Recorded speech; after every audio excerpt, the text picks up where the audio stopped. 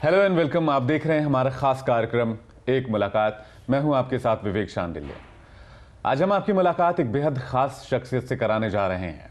एक ऐसे शख्सियत जो किसी परिचय का मोहताज नहीं है, जो अपने बेबाक अंदाज के लिए पूरी दुनिया में जाने जाते हैं। जी हां, उनका नाम है तारिक फतेह साहब। तारिक फतेह साहब, बहुत बहुत स्वागत हमारे इस खास कार्यक्रम में आपका। थैंक यू, शुक्रिया। आप अपने बेबाक अंदाज के लिए पूरी दुनिया में जाने जाते हैं। आप अपनी बातों को बहुत साफ गोई तरीके से रखते हैं। आज इसी सिलसिले में हम आपसे कुछ गुफ्तगू करेंगे, 2-4 सवालात जानेंगे। मेरा सबसे पहला सवाल जो आपसे है वो ये है कि आप पाकिस्तानी मूल के कनाडाई नागरिक हैं। आप पाकिस्तानी मूल के हैं, लेकिन पाकिस्तान के किस हिस्से से आते हैं आप? यानी कहाँ पैदा हुआ या नस्ली तौर पे मैं क्या हूँ? नहीं, आप कहाँ पैदा हुए? और पैदा कराची से हूँ, लेकिन हैं हम पंजाबी। अच्छा, तो आपकी शुरुआत पाकिस्तान में एज अ जर्नलिस्ट किस तरह से हुई थी? यूनिवर्सिटी में पढ़ते थे, बायोकेमिस्ट्री में पैसों की ज़रूरत थी तो एक अखबार में नौकरी की थी 100 रुपये महीने पे। उसके बाद एक डेली न्यूज़पेपर आ रहा था 1970 में, कराची सन नाम था उसका, वहाँ से शुरू किया। उसके बाद फिर 70 की जंग ख़त्म हुई, उसके बाद आई जॉइन पाकिस्तान टेलीविज़न 1972 में। तो 1970 से सफ़र है। लिखना उससे काफ़ी पहले, मैंने 60s में भी लिखा। लिखना तभी से शुरू कर दिया था आपने? हाँ, 68 से मैंने लिखना शुरू कर दिया था। लेकिन पाकिस्तान को लेकर आपका रुख सख्त रहा है, वहाँ की सरकारों को लेकर, वहाँ की चीज़ों को लेकर, वहाँ के सिस्टम को लेकर। मैं ये जानना चाहूँगा आपसे कि आपको आखिरकार पाकिस्तान में बैन क्यों किया गया? मुझे बैन नहीं किया, मैंने खुद बैन किया पाकिस्तान को। मुझे यानी पाकिस्तान किस चीज़, एक मुल्क तो है नहीं, पाकिस्तान तो एक कंसेप्ट का नाम है, एक सोच का है। पाकिस्तान को मुल्क नहीं मानते आप? नहीं, मैं नहीं कंसिडर करता। क्यों, क्या वजह है इसके पीछे? आप कैसे इस बात को आप साबित करते हैं कि पाकिस्तान मुल्क नहीं है? भाई, आपके घर से चोरी करके कोई ले जाए सामान तो उसका हो जाता है क्या? टीवी सेट तक तो आप चोरी करने के बाद आप पीछे भागते हैं उसके, आपका पूरा मुल्क चोरी होगा हिंदुस्तान का। आप बैठे हुए हैं कि वो मुल्क क्यों होगा? आपके वंदे मातरम में सिंध का जिक्र, और सिंध आपने किसी और को दे दिया और कोहिनूर के पीछे भाग रहे हैं आप। ये तो हिंदुस्तानियों की नाअहलियत है ना, कि उनको पता ही नहीं उनके साथ क्या हो रहा है। तो क्या मुझ पे वो जिम्मेदारी आएगी कि अगर 100 करोड़ बेवकूफ़ लोग हैं जिनको पता ही नहीं कि उनका मुल्क बट गया, यानी गुरु नानक की जाए पैदाइश पे कब्ज़ा, राम के बेटे लव का शहर लाहौर पे कब्ज़ा, केश के शहर कसूर पे कब्ज़ा, और आप बैठे हुए कह रहे हैं कि ये तो भाई हमारी गंगा जमुना तहजीब है। एक दलील मैं आपकी ये भी सुन रहा था कि आप कह रहे थे कि अगर अफगानिस्तान है तो अफगानों का है, अगर कजाकिस्तान है तो कजाकियों का है। हाँ, स्थान तो संस्कृति वर्ड है ना। देश है, जैसे बांग्लादेश है या मालदीप है, ये तमाम इस्लामिक मुल्कों के नाम तो संस्कृत से ही आए ना, चाहे वो कजाकिस्तान हो या ताजिकिस्तान हो, स्थान है। अब उठा के पाक कहाँ से आ गया? ये पाक लोगों का, आपको ये पाक लोग लगते हैं जिन्होंने पूरा लाहौर शहर खाली कर दिया? एक हिंदू नहीं बचा वहाँ पे। राम के बेटे के शहर में हिंदू नहीं है तो कल मक्के के अंदर कोई मुसलमान नहीं बचेगा तो? और ननकाना साहब में सिख नहीं है। तो ऐसी नस्लों की सफाई की है कि सिंध के अंदर सिंधी ज़बान ख़त्म कर दी, उर्दू नाफिज कर दी आपने। जिनको उर्दू बोलनी थी बैठे रहते हैं यहाँ दिल्ली में, लखनऊ में, अवध में। हमारे पास क्यों आपने भेज दिया वहाँ सिंध में? पंजाब की ज़बान को उर्दू कर दिया। तो कैसा, ये तो कौवा चले हंस की चाल।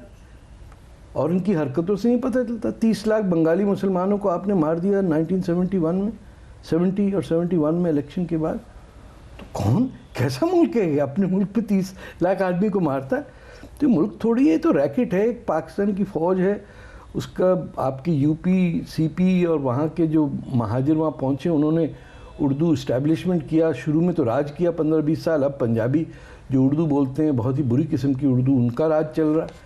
तो ये दोनों पावर्स का माफिया है, जिसके अंदर फौज है, जिन्होंने पहले बंगाल पे उर्दू ठोंसी, 52 के अंदर वहाँ कत्लेआम हुआ, बंगाल अलग हुआ पाकिस्तान से, फिर अब सिंध के अंदर आप देखिए, बलूचिस्तान में तो ये कॉलोनीज़ हैं, मुख्तलिफ मुल्क हैं जिन पे एक उर्दू कल्चर के एक स्ट्रेंज किस्म की इस्लामी रियासत, इस्लामिक स्टेट है, उसको बना के लोगों की तारीख़, लोगों की हिस्ट्री, लोगों के रिवायत, लोगों के बात करने का तरीका, यानी जो 500-600 साल से एक दूसरे को खुदा हाफिज़ कहते थे, आज खुदा हाफिज़ नहीं कह पाते, वो अल्लाह हाफिज़ कहते हैं।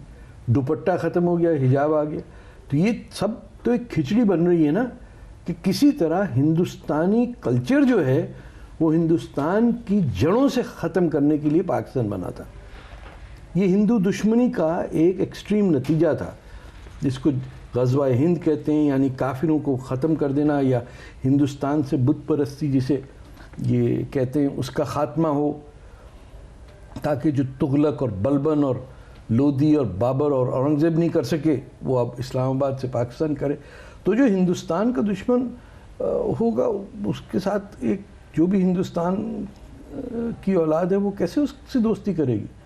आप लोगों को शौक़ है, यहाँ से अमन की आशा वाशा ट्रक वक लेके जाते रहते हैं, आप लोग प्याज सस्ते ख़रीदते हैं, सीमेंट उनकी फ़ौज का सीमेंट इंडिया ख़रीदता है, तो ये जिम्मेदारी मेरी थोड़ी कि मैं भी बेवकूफ़ बन जाऊँ। तो ये जो 70-71 में आपने बताया कि कई लाख लोगों को मार दिया गया, पाकिस्तान के मुल्क में अपनों को ही इन्होंने मैसेकेयर किया, मारा, क्या ये एक बड़ी वजह रही कि आपने वहाँ से फिर मूव करने का सोचा कि नहीं, मैं फिर आपके वहाँ से हटने के क्या कारण रहे? मैंने अपने आप को 15 साल की उम्र 65 के बाद अपने आप को पाकिस्तानी समझा ही नहीं है। मुझे 1965 की जंग में पता चल गया था कि ये फ्रॉड क्या है। मेरी उम्र 15 साल थी उस वक्त, एंड आई न्यू एग्जैक्टली कि ये झूठ, ये फरिश्तों का आना, ये हरे फरिश्ते आके हिंदुस्तानी फ़ौज पे बम गिराना, ये सारा झूठ, और मोहम्मद अली जिन्ना की चोरी आप पढ़ें, जिसके पास ज़रा भी अकल है उसे पता है कि वो चोर आदमी था, आके उसने पाकिस्तान में चोरी की, ज़मीनें अपनी ली, कराची के कोस्ट पे कई किलोमीटर ज़मीन अपने नाम करवाई कि मैं बॉम्बे इतना छोड़ के आ रहा हूँ। दोस्त की बेटी लेके भाग गया एक आदमी, 16 साल की उम्र की बच्ची, आजकल तो स्टैट्यूटरी रेप में शामिल होता है। 2 साल उसके साथ बगैर शादी के रही, उसको आपने इस्लाम का पता नहीं क्या बना दिया, चूड़ीदार पजामा और शेरवानी पहना के। तो आपने अंग्रेज़ की बेसिस पे, अमेरिका के पैसे पे हिंदुस्तान का बंटवारा किया, ताकि रूस और जो कम्युनिस्ट थ्रेट था उसको रोकने के लिए कि किसी तरह हिंदुस्तान और सोवियत यूनियन का बॉर्डर ना मिल जाए अफ़गानिस्तान के थ्रू, क्योंकि वहाँ भी किंग ज़ाहिर शाह थे। पठानों को मारा इन्होंने। कांग्रेस की हुकूमत थी फ्रंटियर में, और वहाँ आपके कांग्रेस के लीडरों ने उनको अबैंडन किया। इस पर बादशाह खान ने कहा कि गीदड़ों के हवाले हमको करके जा रहे हो। तो बड़ा हिंदुस्तान ने उधार उतारना है, बड़े लोगों को बिट्रे किया इंडिया ने।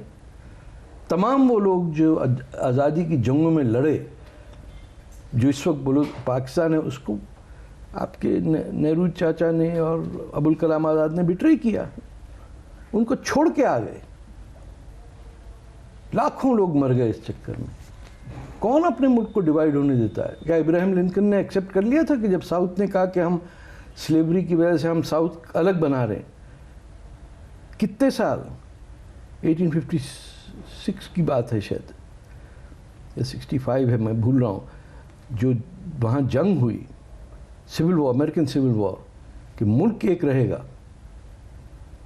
आपने पहले ही हथियार डाल, इंडिया ने पहले ही हथियार डाल दिया। उन्होंने कहा चलो जाने दो यार, अब क्या रखा है, राम के बेटे का शहर ही गया ना, हमारा क्या जाता है। सिविल वॉर तो अमेरिका की हिस्ट्री में एक बहुत बड़ी तारीख है। कभी बरतानिया ने अपना दे दिया ऐसे ही कि रूस के अंदर सिविल वॉर हुई तो उन्होंने बांट दिया कुछ। जो कौमें अपनी ज़मीन के लिए लड़ नहीं सकती उनका हशर बहुत बुरा होता है।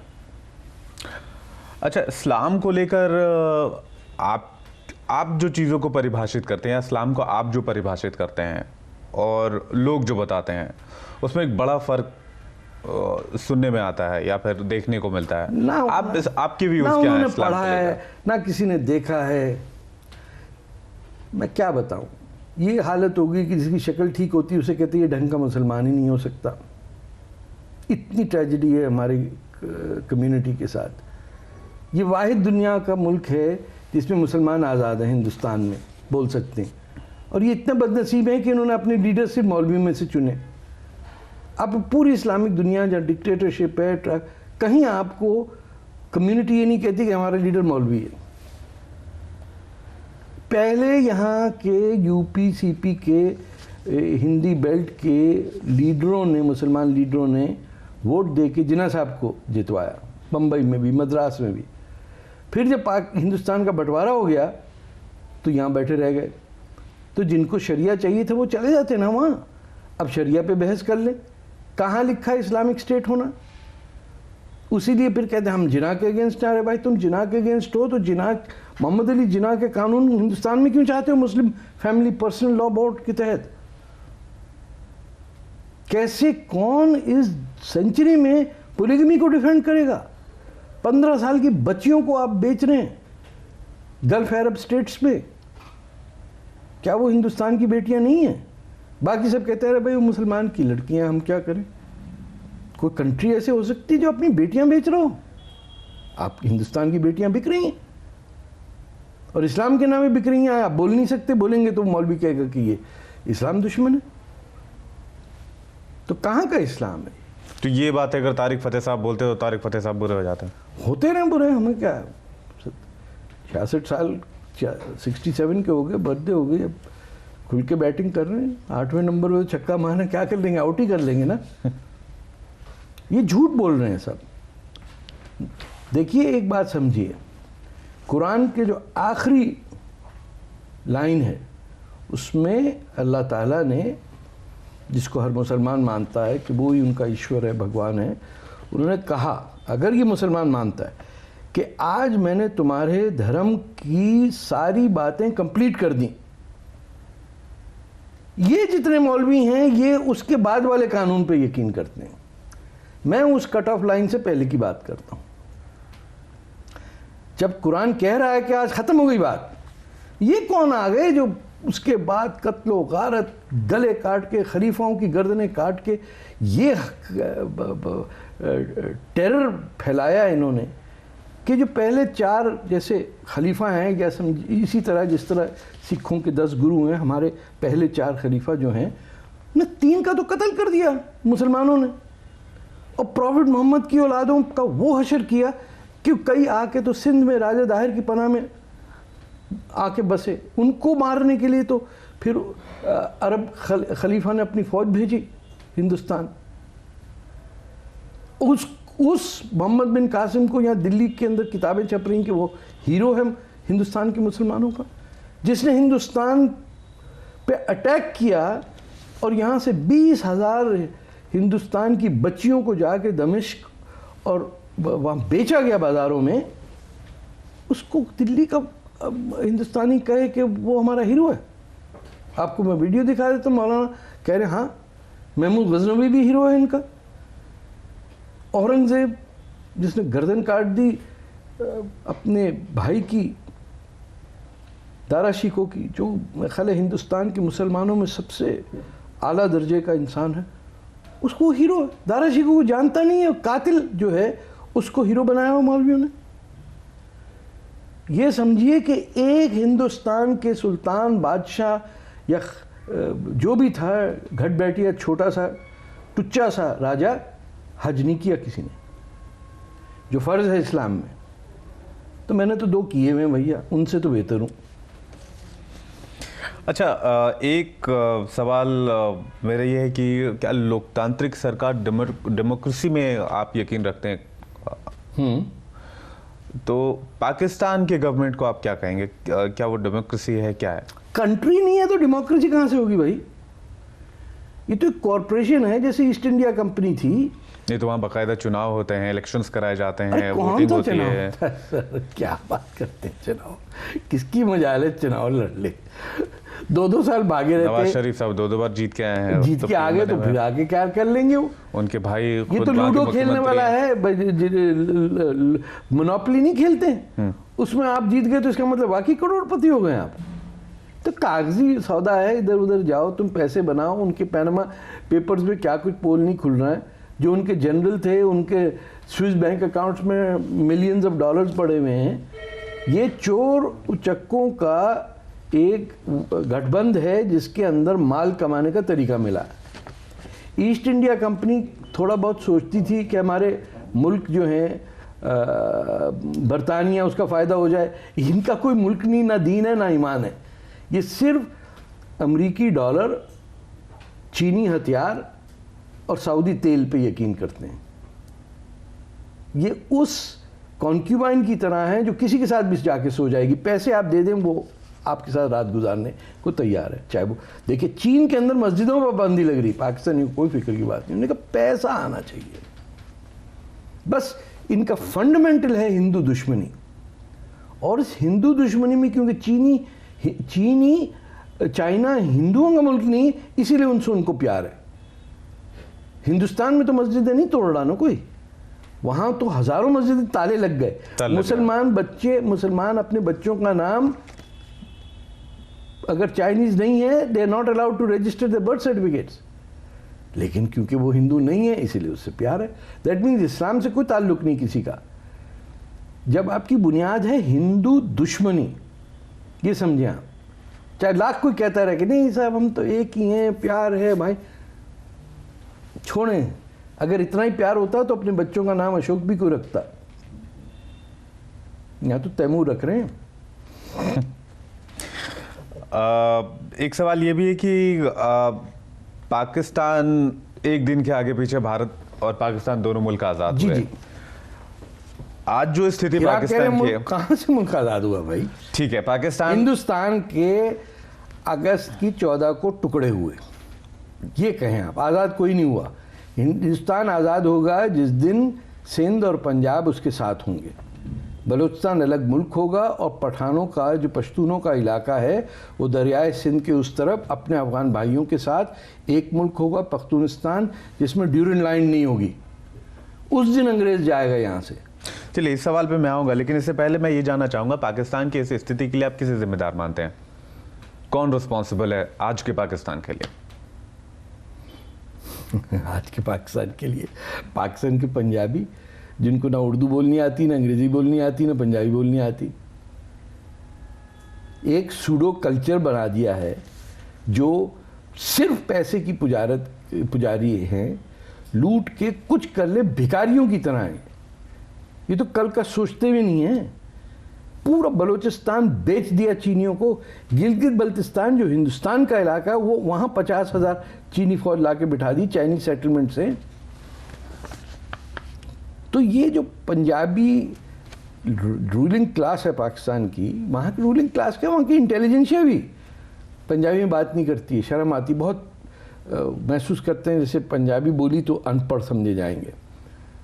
वहाँ का बड़ा बड़ा इंटेलेक्चुअल जो है वो सिर्फ दारू पी के या जुआ खेलते हुए या बीवी को मारते हुए पंजाबी बोलता है, बाकी तमाम उसमें घटिया सी उर्दू बोलता है। तो जब लोगों को अपनी माँ का नहीं पहचान हो, देश का नहीं पहचान हो, अपना ओरिजिन नहीं पता हो, तो पाकिस्तानी बनेगा ना। नहीं, पाकिस्तान के हुक्मरान और वहाँ के जो मिनिस्टर्स हैं वो तो कहते हैं कि भाई हम तो सुपर पावर बनने जा रहे हैं और हमारे पास परमाणु मिसाइल्स हैं, हमारे पास चला लें, वो हम इंडिया को उड़ा देंगे जब बोलेंगे। तो इंडिया थोड़े पैसे दे देगा, पावर हैं, अब हम कर लें। ये तो हिंदुस्तान का भी तो मुसीबत है ना कि आप लोग सब कारोबारी दुकानदार वाले हो गए। क्षत्रिय कोई बचा ही नहीं हिंदुस्तान में। सब दुकानें आप लोग लगा के बैठेंगे, प्याज टमाटर कहाँ सस्ता मिलता है वहाँ से ले आओ यार। इनसे झगड़ा मत करो। पाकिस्तानी बम भी मार देना, बम्बई पे अटैक भी कर दे तो आप लोग जाते हैं पाकिस्तान के पास कि भाई बताइए किसने मारा था। कोई सेल्फ रिस्पेक्ट भी कोई चीज़ होती है। आप जाके ब्लॉकेट कर देते, इतनी बड़ी नेवी, क्या नेवल ऑफिसर्स की सफ़ेद यूनिफॉर्म संभालने के लिए, परेड के लिए, उनकी फैमिली के लिए। आप पे बम्बे पे अटैक हो गया, आपने जाके कुछ जवाब नहीं दिया। तो गुंडा जो मोहल्ले का गुंडा है वो जब तक पिटेगा नहीं तो गुंडा ही रहेगा। दाऊद इब्राहिम है ना पाकिस्तान, उसी टाइप की कैफियत है ना। जैसे आप बॉम्बे की गैंग्स का लीडर था, वैसे पाकिस्तान इज दाऊद इब्राहिम, यानी it is the equivalent of a person, gangster state. तो वो एटमी जो बम की धमकियां देते हैं वो क्या है? आप पे पड़ेगा, एक आध बम तो पड़ेगा आप पे। तो बना चुके हैं, उनके पास है। वो मारेंगे, वो मरने के लिए बने हैं, वो अपने आप को जान देने के लिए तैयार हैं। आप सिर्फ MBA करने के लिए बने। उनका हर शख्स जो है पंजाब में, वो आपको ख़त्म करना चाहता है अपने साथ, चाहे वो PhD कर रहा हो, साइंसदान हो, कुछ भी हो, लंदन स्कूल ऑफ इकोनॉमिक्स का पढ़ाओ, कहीं भी। आपके यहाँ कोई आदमी फौज के अंदर संतरी बनने को तैयार नहीं, इंडिया में कोई है ही नहीं। 70 साल में कोई मिडिल क्लास का आदमी लांस नायक नहीं बना, सिपाही नहीं बना। वहाँ का जनरल जो है वो भी मरने को तैयार है, आपके यहाँ कोई नहीं मरने को तैयार। तो कैसे चलेगा? उनको आप शय दे रहे हैं ना। ये तो अब मोदी साहब आके कोई बात ऐसे कर रहे हैं सर्जिकल स्ट्राइक की या कुछ, वरना मनमोहन सिंह और उनसे पहले या शास्त्री साहब थे या मोदी साहब हैं, 2 प्राइम मिनिस्टर आपके पास थे जिनमें ज़रा लगता है कि दम वम है। वरना तो हर कोई इंडियन जो था वो पाकिस्तानी बड़े बड़े जनरल को देख के बड़ा इंप्रेस हो जाता था। बल्कि आम आदमी भी, अभी भी आप दिल्ली में जाएं, बोले पाकिस्तान से आए हुए, आपकी दुकानों पे लिखा होता है पाकिस्तानी फैशन। अरे यार, अजीब मुल्क है। अच्छा, आप फ्यूचर में पाकिस्तान को या फिर इंडिया पाकिस्तान को कैसे देखना चाहते हैं? इंडिया एक मुल्क होगा, पाकिस्तान के भूटान जैसे 3-4 और मुल्क होंगे हिंदुस्तान के साथ। जैसे कि आप थोड़ी देर पहले बता रहे थे कि पाकिस्तान का एक जो हिस्सा है वो बलूचिस्तान के साथ, वो तो अलग होगा, उसका तो कोई ताल्लुक ही नहीं था हिंदुस्तान से। अगर बलूचिस्तान पाकिस्तान का हिस्सा है तो फिर अफगानिस्तान भी पाकिस्तान का हिस्सा होना चाहिए, ईरान भी होना चाहिए पाकिस्तान का हिस्सा। ये कैसे हो गया कि वहाँ के इस्लाम रुक जाता है क्या आके? बलोचों की अपनी ज़बान है, पश्तूनों की अपनी ज़बान है, सिंधियों की। सिंध तो है ही हिंद सर, सिंध के बगैर हिंद मुकम्मल ही नहीं है। पढ़ लें ज़रा वंदे मातरम और नेशनल एंथम, ये तो हिंदुस्तान की 2-3 जनरेशनों को भुला दिया। ऐसा एजुकेशन सिस्टम है, उनको पता ही नहीं कि सिंध जो पढ़ रहे हैं हम क्या कह रहा है। ये खड़ो के बस गा देते हैं और कुछ भी नहीं पता। पूरे सब जो बातें उसमें सिर्फ सिंधी नहीं है ना उसमें। तो कभी किसी आपको टीचर ने, प्रोफेसर ने कहा या किसी स्टूडेंट ने किसी प्रोफेसर से पूछा कि सर ये पंजाब और बंगाल और ये सब आ रहा है, मराठा वराठा, ये बीच में ये कौन चीज, ये क्या चीज रह गई सर? नो भूल जाओ, कारोबार करेंगे हम वहां से, पैसा बढ़ा है। अच्छा, एक सवाल ये भी है कि जैसे अगर आप पाकिस्तान को ले लें और भारत को ले लें, दोनों के बीच के व्यापार की आप बात करते हैं, लेकिन दोनों जो मुल्क हैं, इन दोनों के बीच कड़वाहट बहुत लंबे समय से रही है। लगता है कड़वाहट? आपका बाजू काट दिया, आप कह रहे कड़वाहट? भैया जख्म है, करवाहट कहां से आ गई? बाजू काट दिया आपके दोनों, सीधा हाथ और उल्टा हाथ। बंगाल और पंजाब का पार्टीशन किया ना, ये करवाहट नहीं है। करवाहट होती है अगर जलजला आ जाए, अगर कोई धोखा दे दे, डिमोनेटाइजेशन हो जाए, इस टाइप की होती है छोटी मोटी बात। ये आपके साथ हिंदुस्तान की 10,000 साल की तारीख में पहली दफ़ा बाजू काटा किसी ने, और हिंदुस्तानियों ने कह दिया ठीक है उग जाएगा फिर से। कोई नहीं उगता। कई 100 साल लगेंगे इस बात को समझने में कि ये हुआ क्या 1947 में और किसकी जिम्मेदारी है। कौन डर गया, कौन डरपोक थे? इसने कहा छोड़ो यार, जाने दो, चिक चिक मत करो, कल फिल्म भी देखने जाना है, दिलीप कुमार की नई फिल्म आ रही है, वो देखेंगे। या तो कारगिल पे जाके सामने कोई नहीं था तब आपकी फौज रुक गई। अरे छोड़ो यार, कौन जाएगा, बड़ी सर्दी पड़ रही है। पाकिस्तान की फौज भाग गई थी और कारगिल के उस तरफ सारा हिंदुस्तान का इलाका था, उसमें नहीं गया आप। तो करवाहट नहीं है ये कैंसर है जिसको बगैर सर्जरी किए हुए आपका इलाज नहीं हो सकता। चलिए, तो पाकिस्तान की बात हो गई, इंडो पाक रिलेशन की बात हो गई, लेकिन एक मामला इन दिनों काफ़ी गरमाया हुआ है। ये मामला चाइना पाकिस्तान इकोनॉमिक कॉरिडोर का है, सीपैक। सीपैक को ज़रा समझना चाहेंगे आपकी नज़रों की, सीपैक को आप किस तरह से देख रहे हैं? क्या चाइना पाकिस्तान से नज़दीक या पाकिस्तान की चाइना से नहीं भैया, आप हिंदुस्तान के गले के इर्द गिर्द फंदा डल रहा है, आप लोग चाइना पाकिस्तान कर रहे हैं। इधर से सीपैक बनेगा, वहां से वो बांग्लादेश को कनेक्ट कर रहे हैं। श्रीलंका में उनका बेस है, मालदीव में उनका बेस है, चिटगांग में उनका है, गवादर में उनका है। और आपके यहाँ अखबार के अंदर 20 पेज होते हैं तो 4 उसमें से होते हैं बॉलीवुड पे। अभी तक हिंदुस्तानियों को समझ में नहीं आई है उनके साथ हो क्या रहा है। ये वही गवादर है जिसको हिंदुस्तान को ऑफर किया सुल्तान ऑफ ओमान ने 1947 में कि भाई ले लो हमसे ये, जब बलूचिस्तान ओमान के पास था। नहीं, सिर्फ गवादर था ओमान के पास। अच्छा, सिर्फ गवादर पहले पोर्चुगीज के बाद था, उनसे फिर जो बलोच थे उन्होंने बहरीन, कतर, ये इलाके पोर्चुगीज को वहाँ से हटा के लोकल रूलर्स को दिया। इसीलिए आपको गल्फ में बलोच मिलेंगे। सुल्तान ऑफ ओमान की ये थी, ओमान में 20% आबादी अब भी बलोच है, वहाँ के कमांडर इन चीफ आर्मी भी बलोच है। 80% सल्तनत ऑफ ओमान की आर्मी बलोच है। तो बलोच के जो जवान है वो ओमान के आर्मी में है। हाँ, पाकिस्तान की बलोच रेजिमेंट में कोई बलोच नहीं है। पाकिस्तान की पाकिस्तान की बलोच रेजिमेंट में सिर्फ पंजाबी होते हैं। इसीलिए मैं कहता हूँ इंडिया को चाहिए बलोच रेजिमेंट बना, क्योंकि यहाँ भी बलोच हैं आपके।